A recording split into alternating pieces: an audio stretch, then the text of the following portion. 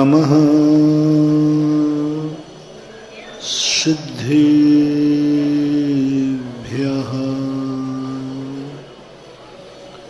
जय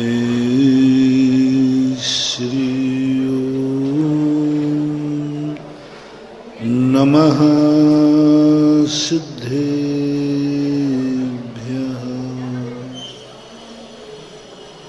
जय श्री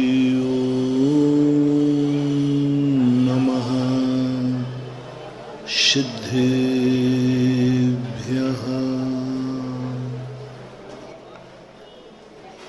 सर्वमंगल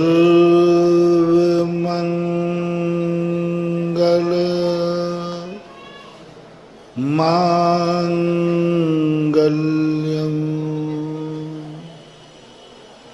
सर्वकल्याणकारकं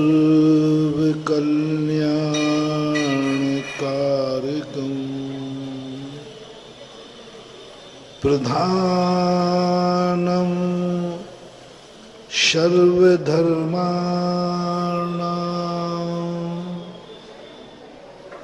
जैनं जयतु शासनं। जैनं जयतु शासनं। पंच परमेष्ठी भगवान के आचार्य श्री गुरुवर कुंद कुंद महाराज के आचार्य श्री गुरुवर विद्यासागर महाराज।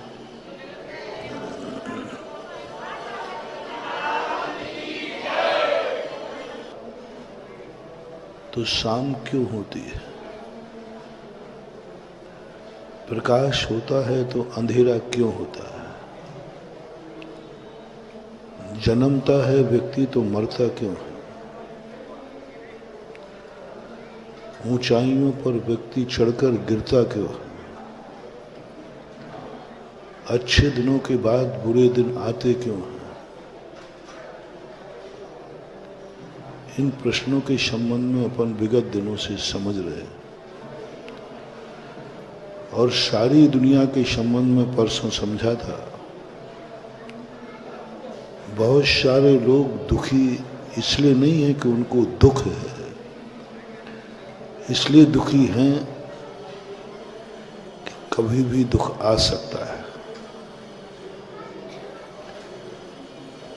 हम मरने से नहीं डर, अभी मैं मर नहीं रहा हूं जो मैं दुखी हूं, लेकिन डर है कहीं मर न जाऊं। अमीर दुखी है कि कहीं मैं गरीब ना हो जाऊं। आज की खुशी कई सुबह हंसी रुदन में न बदल जाए, क्योंकि उसने ऐसा देखा है। बड़े बड़े महापुरुषों के जीवन में देखा है कि शाम को खुशियां मनाई जा रही हैं और सवेरे आंसू बहाए जा रहे हैं। ऐसे कितने लोगों के जीवन में घटित होता है। वो दुख मिटाने के उपाय तो अपन ने 2-3 दिन में समझे थे कि हमारा दुख कैसे मिटे, उसके तो उपाय है। भूख लगी है तो रोटी तो मिल जाएगी, लेकिन रोटी मिलने के बाद हम खा पाएंगे नहीं खा पाएंगे इसका खतरा है। रोटी तो मिल जाएगी, बहुत सरल उपाय है, बहुत सरल। रोटी मिल जाएगी, किसी से मांग लूंगा, कोई ना कोई रोटी दे ही देगा, लेकिन रोटी तुम खा पाओगे ये गारंटी नहीं। और खा भी ली तो पचा पाओगे, ये सबसे बड़ा खतरा है। रोटी मिलने का नहीं, रोटी खाना मुश्किल है, खा लिया तो पचाना मुश्किल है। ये कोई ऐसा कोई सिस्टम निकालने की बात अपन सोच रहे हैं कि हमारे जीवन में अच्छा दिन आवे तो कभी बुरा दिन नहीं आए। मैं जन्म तो लूं लेकिन मरूं नहीं। मेरा एक कदम आगे बढ़ गया है, कभी पीछे नहीं आना चाहिए। लेकिन बहुत डर लगता है। आप ही नहीं, हम लोग भी डरते हैं। कहा था ना परसों, हम लोग वो 24 घंटे चलते फिरते उठते बैठते खाते एक ही डर लगा रहता है, कहीं मेरे मुनि व्रत में दोष। अब मुनि हो तुम डर क्यों रहे हो? मुनि पने का आनंद लो, ये डर हमें आनंद और नहीं लेने दे रहा है, गड़बड़ झगड़ा है। मुनि पने का इतना आनंद है, इतना आनंद है, बस वो एक भय लग जाता है, एक भय ला जाता है कि कल ऐसा ना हो कि हमारे मुनि व्रत में कोई डर लग जाता है, कहीं ऐसा कर्म का उदय ना आ जाए कि हम मुनि व्रत पालन करने में दिक्कत हो जाए। ये डर का उपाय क्या है? परसों कहा था ना, कमाना इतना कठिन नहीं है, कमाने के बाद उसके धन की सुरक्षा करना बहुत कठिन। कितने लोग जो कमाने में नंबर 1 हैं, लेकिन फिर भी उनको रात में नींद नहीं आती। अब क्यों नहीं आ रही? कमाई तो हो गई। बोले कमाई तो हो गई, लेकिन सुबह तक ये बच पाएगा कि नहीं बच पाएगा? ये जो दुख का साधन दुख है, इसको मिटाने का उपाय कुछ तो होगा। मंत्र तो है नहीं, तंत्र तो है नहीं, महाराजों के पास शक्ति है नहीं, भगवानों के पास शक्ति है नहीं।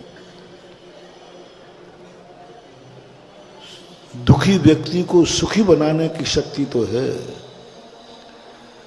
लेकिन सुखी व्यक्ति कभी दुखी नहीं होगा, इसका कोई मंत्र नहीं है। दुखी के तो है। दुखी व्यक्ति को तो अपन शांति धारा करा देते, किसको कराते हैं? बेचारा दुखी है और सुखी हो भी जाता है।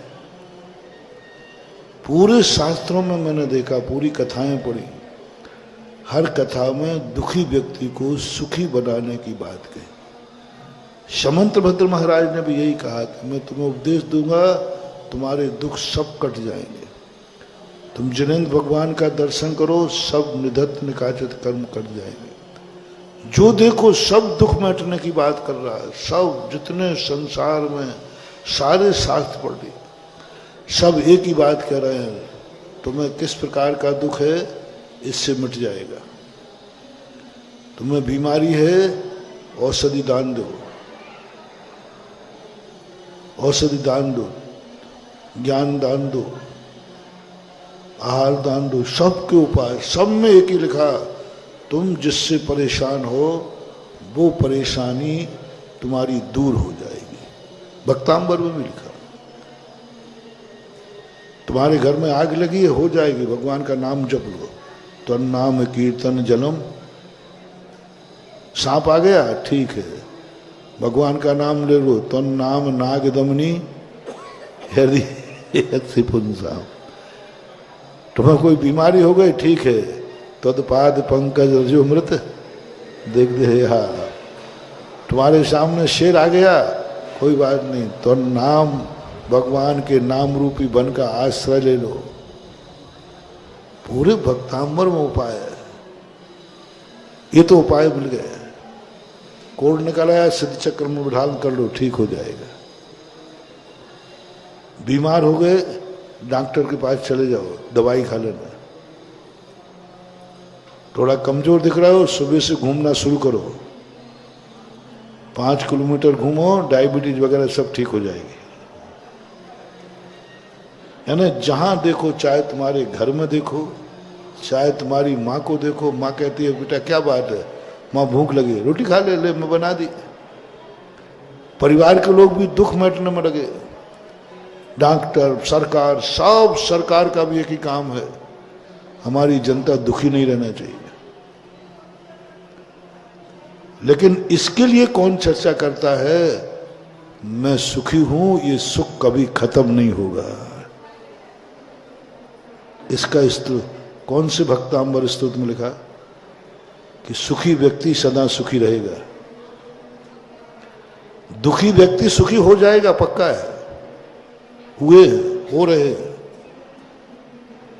लेकिन सुखी व्यक्ति सुखी रहेगा, ये जो भय है इसको कौन मिटाएगा? कौन सा स्तोत्र पढ़ूं? जो अमीर है अमीर ही रहेगा, जो मुनि है मुनि ही रहेगा, जो वृत्ति है वृत्ति ही रहेगा। आज जैसा दिन है कल भी वैसा ही रहेगा। आगे बढ़े तो आपत्ति नहीं है, डर किसका है?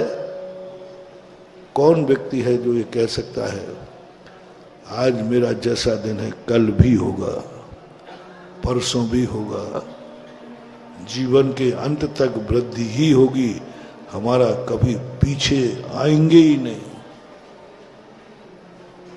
ऐसा कभी होता है कि महाराज कि ये मात्र कल्पना है? देखो डर बता रहा है कि कोई ना कोई उपाय तो है, उपाय नहीं होता तो हम डरते भी नहीं। हमारा डर बता रहा है कि कोई ना कोई उपाय जरूर है जो हमारे इस भय को दूर कर सकता है। मैंने भी जो शास्त्रों से चिंतन किया, खोजा, पहले तो उन लोगों को खोजा जो भी कल्पना अपने मन में हो, सबसे पहले विचार करना चाहिए ये तुम्हारे मन में विचार आया कि तुम्हारे पहले भी किसी ने विचार किया था। कोई भी कार्य करो, धंधा करो, व्यापार करो, जो भी मारे, सबसे पहले देखो तुम्हारे पहले किसी ने किया है कि नहीं किया। उसका पता चल जाए तो उसने ये कार्य किया था, उसका क्या हश्र हुआ, उसको क्या मिला, क्या खोया, क्या पाया, इसका पूरा डिसेक्शन करो, फिर उसके बाद करो। तो मैंने भी सोचा कि कोई है दुनिया में ऐसा जिसके जीवन में कभी पीछे नहीं लौटना पड़ता, जो दावा करता है कि मैंने जो नियम ले लिया वो ले लिया, आगे बढ़ेगा, पीछे नहीं आएगा। सारा 3 लोग भी आ जाए तो मेरे व्रत में विघ्न नहीं डाल सकता। मैंने कदम बढ़ा दिया तो बढ़ा दिया, 3 लोग भी आ जाए तो कदम पीछे नहीं हटेगा। ऐसी कोई है क्या दुनिया में? मिल गया, मिल गया। तीर्थंकर, तीर्थंकर मिल गए जो वर्धमान चारित्री होते हैं। उनके जीवन में जो दिन शुरू होता है जन्म से, उससे अच्छे ही दिन आते रहते, बहुत अच्छे दिन आते हैं। उनका कदम आगे ही आगे बढ़ता है, पतन की तरफ नहीं जाते, वो पतन की तरफ नहीं जाते। ऐसा कोई कार्य नहीं होता कि जहां वो आज हैं वो पीछे आ जाए, नहीं, रुक जाएंगे या आगे बढ़ेंगे, पीछे नहीं हटते वो। मुनि दीक्षा लेते समय वे घोषणा कर देते हैं कि मैंने जो नियम ले लिया है, दावा करता हूं कभी इसमें दोष लग ही नहीं सकता, पीछे हटना ही नहीं पड़ेगा। मिल गए। फिर खोजा मैंने कि ऐसी शक्ति आपने कैसे पाई, ऐसी शक्ति आपने कैसे पाई, कौन सी जाप दी, कौन सा स्तोत्र पढ़ा? उन्होंने कहा कोई स्तोत्र नहीं, कोई जाप नहीं, बस जो हमने 2-3 दिन पहले बताए थे उनको रिपीट कर रहा हूं। जो जो तुम्हारी जिंदगी में जिन जिन से तुम्हारा उपकार किया है, क्या उनका तुमने आभार माना है? क्या तुमने यूजन थ्रू लो? जब किसी भी वस्तु का उपयोग करने के लिए हमारे मन में भाव आ जाए यूज एंड थ्रू, समझ लेना तुम्हें जो कुछ भी आज मिला है वो कुछ थोड़े दिन के लिए लगेगा और पुनः वही के वो दिन आ जाएंगे। तुरंत अभिशाप मिलता है जब अपन किसी वस्तु का उपयोग यूज एंड थ्रू पे करते। क्या लेना देना, अपना काम बनता, भाड़ में जाए जनता। ये परिणाम जब भी आ जाए, इसलिए हमने पहले 1-1.25 महीने दिया था उपदेश कि तुम ऐसी भावना खाओ, ऐसी शक्ति अर्जित करो कि तुम्हें किसी के सहारे की जरूरत ही न पड़े, किसी के सहारे की जरूरत। मन से, वचन से, काय से सब मैं सहन करूंगा, लेकिन मैं किसी को सहारा नहीं दूंगा। मैं मरूंगा लेकिन किसी को पुकारूंगा नहीं कि मुझे बचाओ, भगवान को भी नहीं। मैंने बहुत विस्तार से बताया। ये साधना तुम कर सको कि यदि मेरे प्राण भी जाएंगे तो मैं किसी का सहारा नहीं लूंगा, यहां तक कि भगवान का भी नहीं, गुरु का भी नहीं। मैं सहारा नहीं लूंगा, मरूं तो मर जाऊंगा, कभी भी नहीं, किसी भी कार्य में। और दिन रात ये भावना भाव कि मेरी जिंदगी में बस सब कुछ आ जाए, संकट आ जाए, मौत आ जाए, बस मेरे मन में किसी का सहारा लेने का भाव ना आवे। बहुत बड़ी बात कही थी, मौत आवे तो आ जाए, लेकिन सहारा लेने का भाव नहीं। मुझे किसी का सहारा नहीं चाहिए, यहां तक कि मैं जीना चाहता हूं, लेकिन श्वास के भरोसे नहीं। 20-25 दिन पहले का प्रवचन याद करो, कैसे बनते हैं ये भगवान, कैसे जाते हैं सिद्धालय में, जिन्होंने बार बार अपनी साधना लगाई, तपस्या की, मंत्र पढ़ा, बस एक ही, मैं किसी के सहारे नहीं जीना चाहता हूं, श्वास के बिना भी जीना चाहता हूं। मेरी ऐसी दशा हो जाए कि मुझे श्वास का भी सहारा न लगे। अब कितनी सूक्ष्म बात है। पूज्यवर योगेंद्र स्वामी, केवल ज्ञान उसे ही होता है जो ये मान लेता है मुझे श्वास का सहारा भी नहीं चाहिए, ये भी पराधीन है, कोई मेरी नाक बंद कर देगा तो श्वास कहां से ले रहा अपन ने, किसी ने नाक मुंह बंद कर दिया तो मेरा सुख तो पराधीन हो गया। मेरी जिंदगी क्या है, मैं तो ऑक्सीजन के भरोसे जी रहा हूं। कहां है स्वाभिमान, कहां है वो आत्मा का स्वाभिमान, कहां है वह अहमिको खलु शुद्धो दंसन नान मय्यो सदारूबी नबी अथ मज्ज किंचबी अन्नम परमाणु मित्रम भी। कहां है वो? श्वास है तो जी रहे हो, श्वास कहती औकात में रहो, मेरी बदौलत हो जिंदा हो, जिस दिन मैं रूठ जाऊंगी उसी दिन तुम, सब रखा रह जाएगा तुम्हारा धर्म, तुम्हारा मुनिव्रत। ओहो, तड़प गया साधु। यानी मेरी जिंदगी मेरे हाथ में नहीं, श्वास के अधीन है। बस भगवान कुछ नहीं चाहिए, मेरी जिंदगी बस इन श्वासों के अधीन नहीं रहे। जैसे ये परिणाम करता है जीव, तैसे ही श्रेणी में चढ़ना शुरू हो जाता है, और श्वास नाक से नहीं यहां से निकलना शुरू हो जाती है।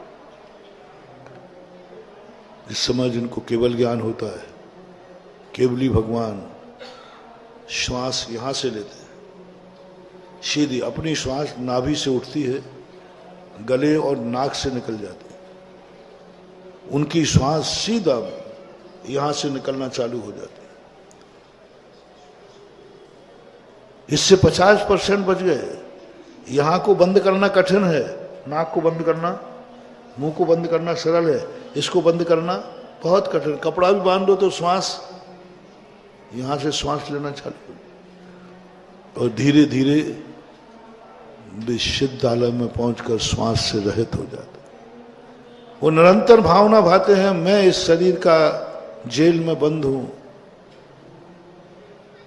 मेरा शरीर ठीक है तो मैं ठीक हूं, मैं तो गुलाम हो गया। आत्मा का स्वाद कहां रहा, आनंद कहां रहा? जो कुछ भी आज आनंद आ रहा है इस शरीर की बदौलत है। बस भगवान कुछ नहीं चाहिए, मैं शरीर के बिना जीना चाहता हूं, देह रहित जीना चाहता हूं। आज तक ये जीव कभी देह से रहित नहीं जिया, मैं जीना चाहता हूं। और सब चीजों को एक एक को हटाता गया, जैसे हमने कल परसों भी कहा था। हटते हटते वो कहता नहीं, मैं परिवार के बिना जीना चाहता हूं, मैं माँ बाप के बिना जीना चाहता हूं, मैं मकान के बिना जीना चाहता हूं, मैं घोड़ा गाड़ी के बिना जीना चाहता हूं। जब शरीर और श्वास के बिना जीना चाहता है, ऐसा परिणाम तुम करो, करो, मरो तो मर जाओ, लेकिन किसी को सहायता के लिए मत पुकारो। सुकौशल महाराज को जब शेरनी खा रही है, गुरु महाराज बाजू में भी नहीं चला, गुरु महाराज बचाओ। उनका नियम था, मैं ऐसी साधना करूंगा, मरूं तो मर जाऊं, लेकिन किसी की सहायता स्वीकार नहीं की। क्या ऐसी दशा तुम्हारी हो सकती है? वो मैं पहले बता चुका हूं, थोड़ा सा रिपीट स्मृति कराता हूं, क्योंकि तुम भुलक्कड़ हो और हम घुमक्कड़ हैं। आप आते तुम भूल जाते हो और हम तुम्हारे लिए घुमा करके घुमक्कड़ हैं। इसलिए क्या ऐसी दशा तुम्हारी हो सकती है? क्या तुम ऐसे जी सकते हो? उत्तर आया था उस दिन, नहीं। मैंने भी फार्म में नहीं भरा था। पंचम काल का जीव हूं, बिना सहारे के जी ही नहीं सकता। किसी ना किसी का सहारा, श्वास का, शरीर का, श्रावक का, भगवान का, हवाओं का, दवाइयों का, रोटियों का, पानी का, हर चीज में तो सहारा है। इसलिए पंचम काल में जनवाणी ने कह दिया तुम्हें मोक्ष नहीं मिल सकता, क्योंकि तुम्हारी जिंदगी दूसरों के सहारे पर है। दूसरे के बिना तुम जिंदगी एक दिन नहीं जी सकते, एक सेकंड नहीं जी सकते। और जो दूसरे के अधीन जिंदगी जीता है उसे मोक्ष नहीं मिल सकता। तो एक डिपार्टमेंट तो अपना बंद हो गया। कोई का हो तो हाथ उठा दे। तुम क्या उठाओगे हाथ? थोड़ी थोड़ी सी चीज गुम जाए तो तुम्हें रात भर नींद नहीं आवे। तो क्या, थोड़ी सी कोई चीज गुम जाए, थोड़े ही घर में कोई बीमार हो जाए, थोड़े ही घर का एक सदस्य एक दिन नहीं आवे तो आकुल व्याकुल। कल्पना मत करना। अपन वही रास्ता चुने जिसमें अपनी कुवत हो। बहुत सारे लोग समाचार आदि पढ़ करके चिंतन कर रहे हैं, शेख चिल्ली जैसे, मुझे किसी की सरो, मैं हूं अपने में स्वयं पूर्ण पर की, मुझ में कुछ गंध नहीं, मैं अरस अरूपी अस्पर्शी। ये मच्छर आ गया।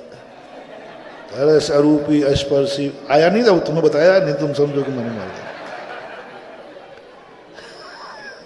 तुम्हें करके दिखाया था यार, था नहीं तो तुमको महाराज ने मच्छर मार डाला।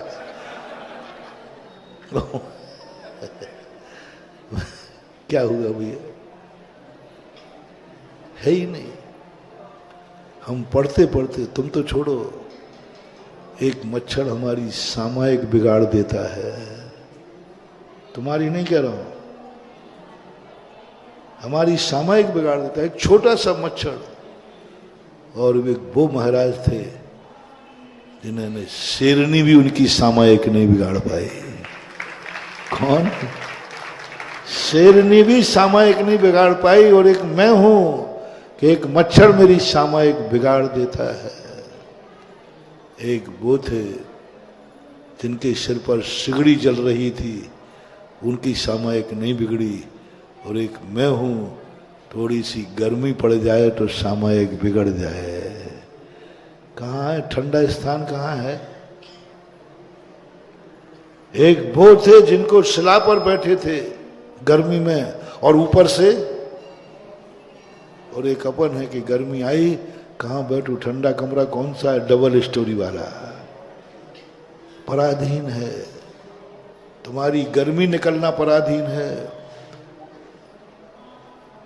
उन उपसर्ग विजेताओं को जब पढ़ते हैं तब ऐसा ग्लानि भाव होता है, कहाँ राजा भोज और कहाँ गांगू। उनकी दशा पढ़ो। मुनिराज कल 700 मुनियों का चिंतन कर रहा था। ओहो, वो दशा कब आएगी? ऐसी दशा, ऐसी परिणति। धर्म बहुत आगे है बंधु, अपन बहुत पीछे है, बहुत पीछे है। अपन अहंकार कर रहे हैं कि मैं आगे देखो, थोड़ा अहंकार चूर हो जाएगा। जब किसी को अहंकार आवे तो आगे देखना चाहिए, और जब किसी को दीनता आवे तो पीछे देखना चाहिए। तीतर के दो आगे तीतर, तीतर के दो पीछे तीतर, बताओ कितने तीतर। अहंकार आए तो आगे देख, तू कहां है और लोग कहां पहुंच। और जब दीनता आए तो पीछे देख, अभी कितनी लाइन लगी है तेरे पीछे, तू उनसे आगे। अहंकार जब आता है तो इन मुनियों की दशा जब चिंतन करता हूं तो लगता है कि भगवान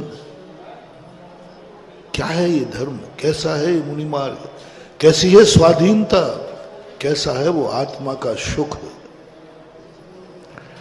इतने स्वाधीन के बेहोश हो गए, शक्तियां हैं तो भी निवारण करने का भाव नहीं आ रहा। हम किसी शक्ति का प्रयोग नहीं करेंगे, मरे तो मर जाएंगे। वो दशा यदि प्रकट हो जाए, भावना भाना, अभ्यास शुरू करना। मैंने अभ्यास शुरू कराया था। जैन दर्शन की हर क्रिया आत्मा के लिए है, जैन दर्शन की हर कार्य आत्मा के लिए, सब कुछ अध्यात्म, सब कुछ अध्यात्म। तुम्हारा रात्रि भोजन त्याग कराया, वो दृष्टि छोड़ दो कि दो दृष्टि देखना, चरणान योग की और द्रव्यान योग की। रात्रि भोजन में द्रव्यान योग, रात्रि भोजन में प्रथमान योग, रात्रि भोजन में करणान योग, रात्रि भोजन में द्रव्यान योग। बहुत अच्छी बात आई, समझने का प्रयास करना। रात्रि भोजन में प्रथमान योग लगाओ। हम जिन पूर्वजों के वंशज हैं, जिन्होंने हमें जन्म दिया है, उनके प्रति हमारा कर्तव्य क्या है। उन्होंने कभी रात में नहीं खाया तो मैं भी नहीं खाऊंगा। कौन सा नियोग हो गया?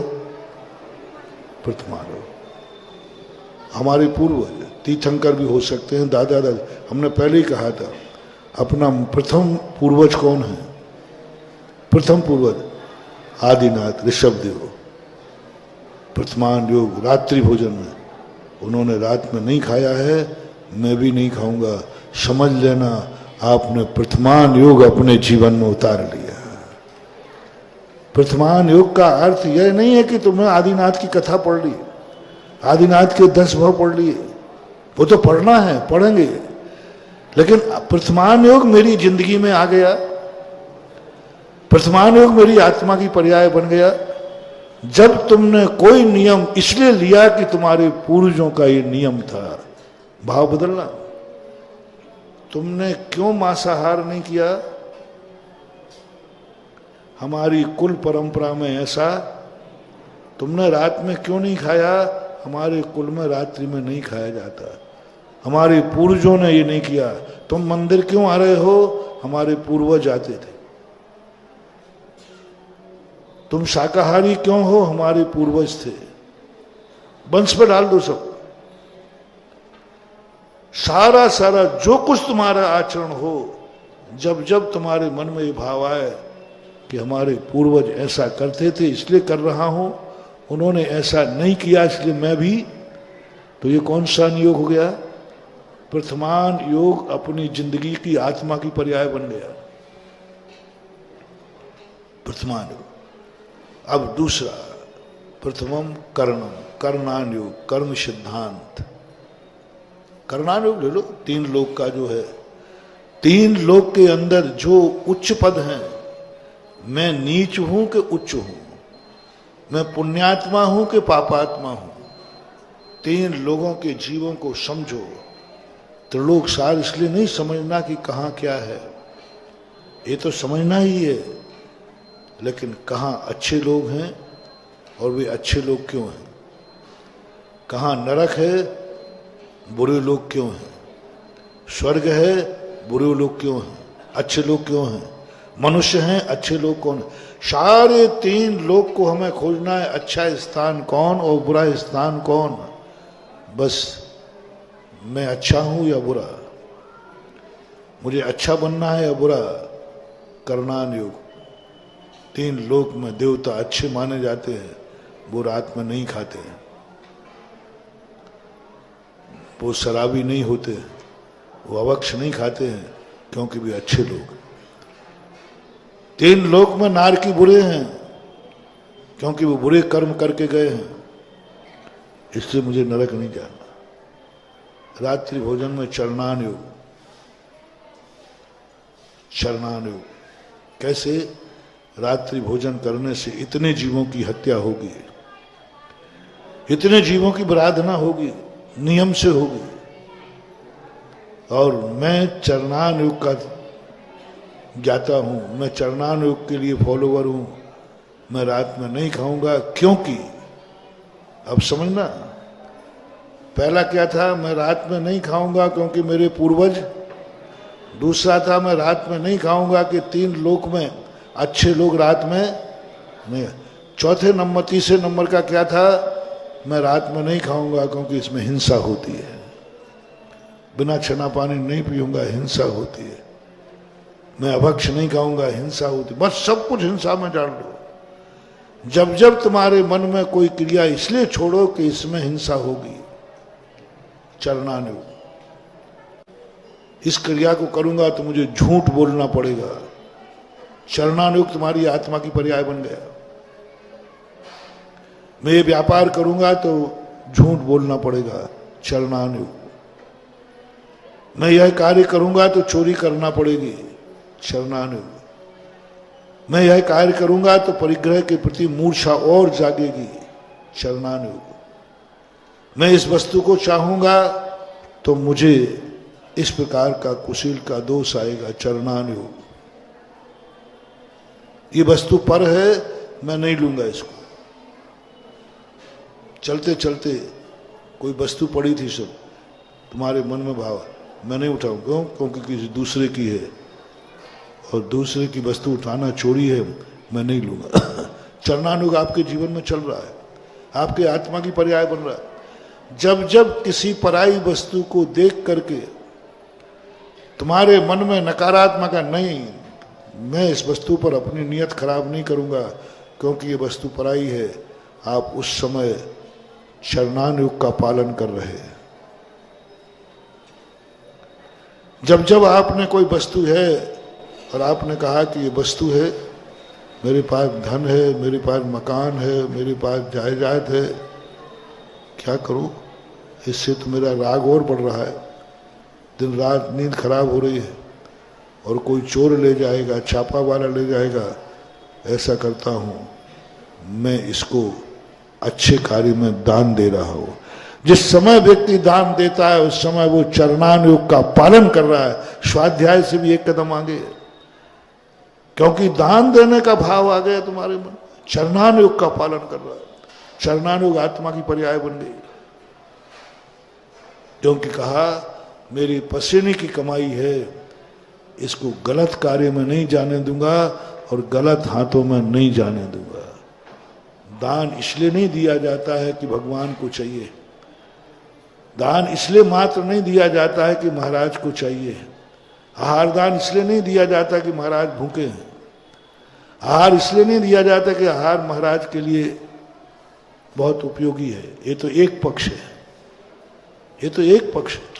दूसरा पक्ष है कि हमने आहार बनाया है बड़ी मेहनत से, कमाया है बड़ी मेहनत से, ये आहार का दुरुपयोग नहीं होना चाहिए, सदुपयोग होना चाहिए। इसलिए मुनिराज को देंगे तो सदुपयोग होगा, दुनिया को देंगे तो दुरुपयोग होगा। दान का सबसे बड़ा चरणानुयोग है कि ज्ञानी के मन में ये आता है, मेरा पैसा पसीने का है, मैंने कमाया है, इसको डाकू ले जाए, डाकू क्या करेगा? डाकू ले जाएगा? ले जा सकता है, सरकार ले जाएगी, पता नहीं किस पोल्ट्री फार्म के लिए लोन दे देगी। नहीं, मेरी कमाई पसीने की है, मैं इस कमाई का दुरुपयोग नहीं होने दूंगा। चोर के, सरकार के आने के पहले ही मैं मंदिर बनाए देता हूं जिससे इसका सदुपयोग हो, क्योंकि मेरी कमाई, मेरी कमाई कितनी, बोलो महानुभाव, जो भी आपके पास पैसा है वो कितनी मेहनत का है, रिक्स बताओ कितनी है। सरकारी भी नौकर भी है तो भी ऐसे नहीं मिल जाता वेतन, कितना बलिदान। यहां से देवगढ़ मास्टरी करने जाना है आलोक बाबू, मालूम है वेतन जो तुम्हें मिल रहा है ना, इसके पीछे कितना बलिदान है। महाराज के प्रवचन छोड़ना पड़ रहा है।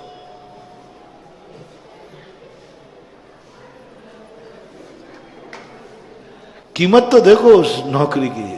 महाराज का मन है, मन है, भाव है, लेकिन मजबूर हो। वहां तक जाने के लिए अच्छा मौसम खराब मौसम है, रिक्स भी है, जाना है, करना है, तब कहीं 1 तारीख को वेतन आता है। उसके पीछे की कहानी, वो 1 तारीख के वेतन के लिए तुमने कितनी रिक्स उठाई, कितना त्याग किया, कितना बलिदान किया। आप इसकी कल्पना करो, एक दिन लिस्ट बना लेना। तब वो 1 तारीख को एक मजदूर सुबह से शाम तक की उसकी पसीना की बूंदें गिन लेना, तब शाम को उसको क्या मिलती है। सुबह से शाम तक पसीना की बूंदें गिनो ना, कितनी पसीने की बूंदें गिर गई, कितना मान सम्मान गिर गया, कितना लोग उसको जाके गालियां देते। बेलदार जब बैठ जाता है तो ऐसी बुरी गालियां देते हैं। शाम के 400-500 रुपए का बलिदान, 400-500 रुपए के बलिदान में कितनी गालियां सुनी तुमने, कितना अपमान सुना तुमने। और शाम को 200 रुपए के कारण से लोग दूसरों के जूठे बर्तन मान देते हैं, दूसरे की गंदगी साफ कर देते हैं, दूसरे के गंदे कपड़े धो देते हैं, दूसरे के खाने के लिए रोटी बनाते रहते हैं। शाम को कितना मिलना है, 100, 200, 500 और क्या। उसके लिए कितना बड़ा बलिदान देखो, सब स्वाभिमान। वो भी किसी की पत्नी है, वो भी किसी की माँ है, वो भी किसी की बहन है, लेकिन 2 रोटियों के लिए उसे सब ताक पर रख करके, और उस पर भी मालकिन कितनी सुनाती है, वो भी नीची गर्दन करके उपाय। तो ये जो पैसा तुम कमाते हो, मैंने एक बार मजदूरों को बहुत बड़ा पोर्शन दिया था। मैंने कहा सबसे ज्यादा 1 नंबर की कमाई है तो मजदूरों की, 1 नंबर की पसीने की कमाई। इतनी अच्छी कमाई तुम्हारी, पसीने की पेवर कमाई है, और सबकी। और तुम किस में कमा रहे हो, बुरी कमाई हो, बुरे ढंग से कमाया हो तो फिर भी बात अलग है। इतनी अच्छी कमाई इतने बुरे कार्यों में कमाते हो, शाम को पी लेते हो। इसी देवगढ़ के अंदर हुआ था। देवगढ़ में गर्मी का समय था, मैं हार करके आया था। उस दिन पुजारी जी के हार हुए थे, और ऊपर आया तो आते आते लेट हो जाती है। ये देवगढ़ ऐसे ही नहीं बना है।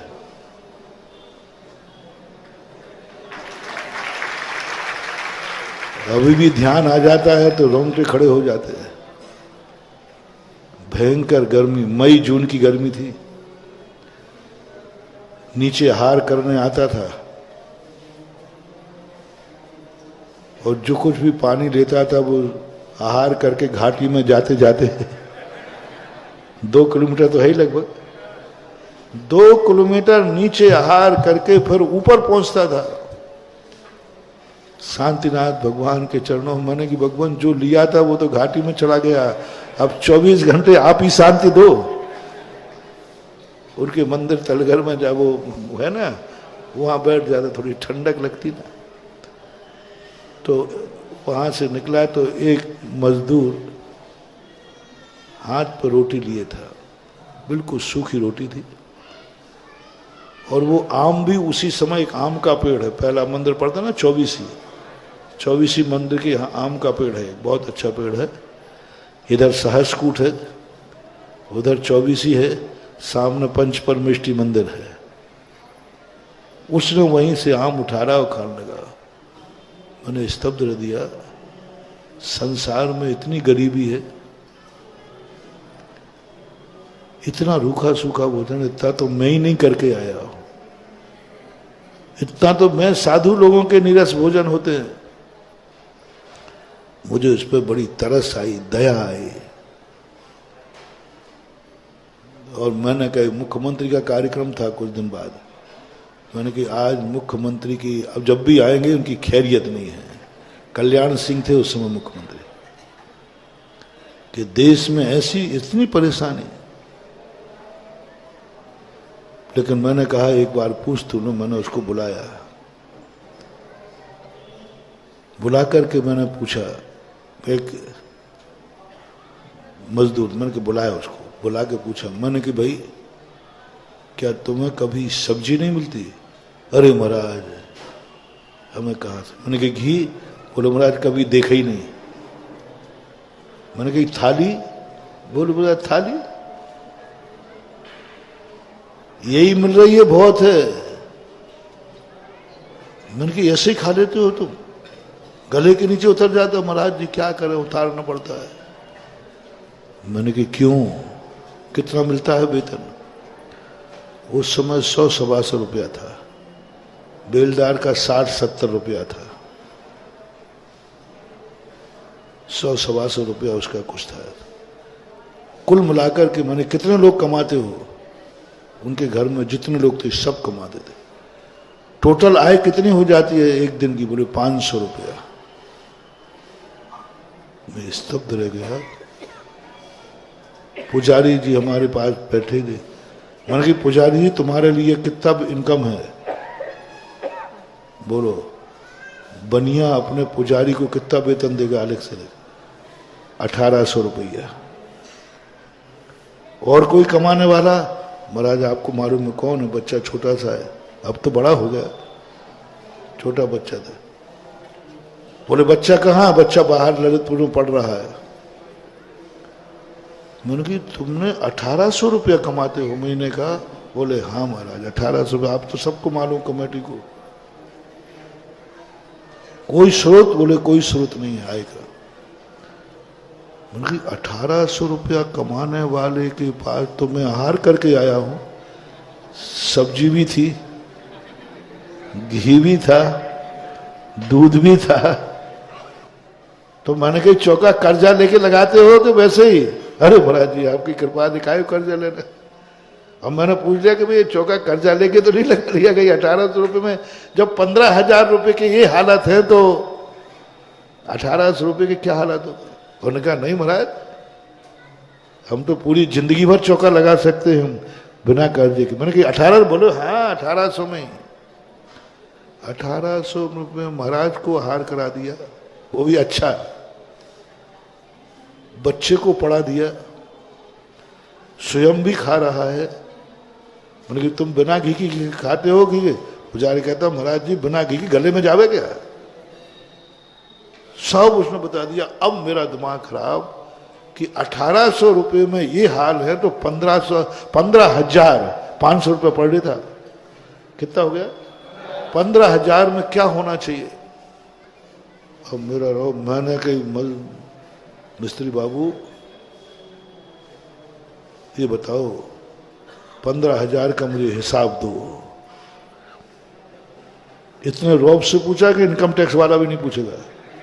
मेरा तो दिमाग बनना गया। मैंने कि मामला क्या है ये? 1800 वाले के ये हाल हो 15,000। आत्मा हिल गई जब उन्होंने अपनी पूरी कहानी सुनाई। मैंने कहा क्या करते हो तुम लोग? इतने पसीने की कमाई, इतने पसीने की कमाई को तुम जाकर के शराब पी लेते हो, बचता है तो जुआ खेल लेते हो, बचता है तो नाच गान करा लेते हो। इतने गंदे कार्य बड़े।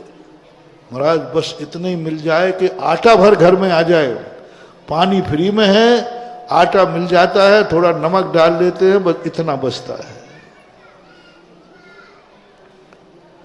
बोलो महानुभाव, मैं डाकुओं की बात नहीं कर रहा हूं, मैं पसीने की कमाई वालों की बात कर रहा हूं कि उसका दुरुपयोग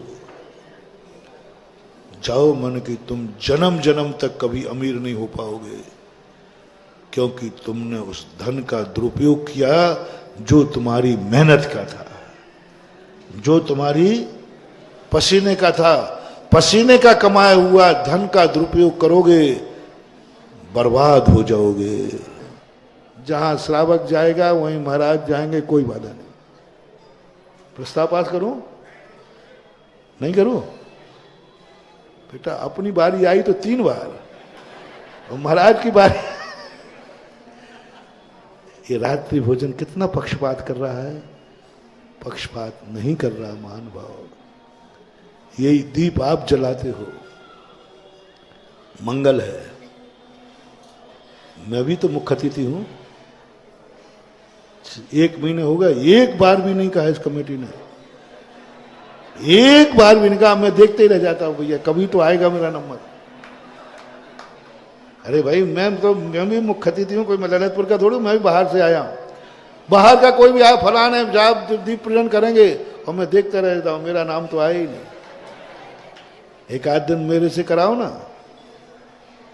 अरे और किसी से कराओ या नहीं कराओ, तुम्हारे नगर के गौरव पूज साहिब उनसे तो करा लो रे।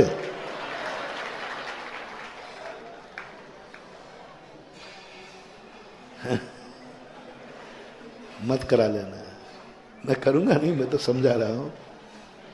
जिस दिन साधु दीप प्रज्वलन कर लेगा, ऐसा अमंगल होगा कि सारे ललितपुर का नाश हो जाएगा। साधु दीप प्रज्वलन करे तो अमंगल है, और ग्रस्त दीप प्रज्वलन करे तो मंगल है। कौन बड़ा कौन छोटा, क्या दीप भी साधु को पहचानता है? हाँ, कार्य एक ही है, कार्य, लेकिन मैं दीप प्रज्वलन नहीं कर सकता। दोष है, महान दोष है। दोषी दोष लगेगा, मेरे जिंदगी भर की साधना भस्म हो जाएगी। और तुम करोगे तो जिंदगी में जो पुण्य नहीं कमाया वो दीप प्रज्वलन पे कमा लोगे। तुम्हारी कमाई है, तुम्हारी दीप जलाने पर दिवाली है, और हम दीप जलाने तो हमारा दिवालियापन है। ये पक्षपात क्यों? अब तो समझ में आ गई कि नहीं? हाँ, जब ही आई जब मुझे खुद आना पड़ा। बस लो। जैसे मुनिराज और श्रावक में 2 बार खावे मुनिराज तो दुर्गति का पात्र है, ग्रस्त 2 बार खा लेवे तो कोई पाप नहीं है। ऐसे ही मुनिराज के स्थान पर जैनी हो और तुम्हारे स्थान पर अजैन है, वो रात में 3 बार भी खा लेगा तो दुर्गति होगी, कोई नियम नहीं। लेकिन तूने रात में खाने का भाव भी किया जैनी का, तो दुर्गति निश्चित है। क्योंकि तुम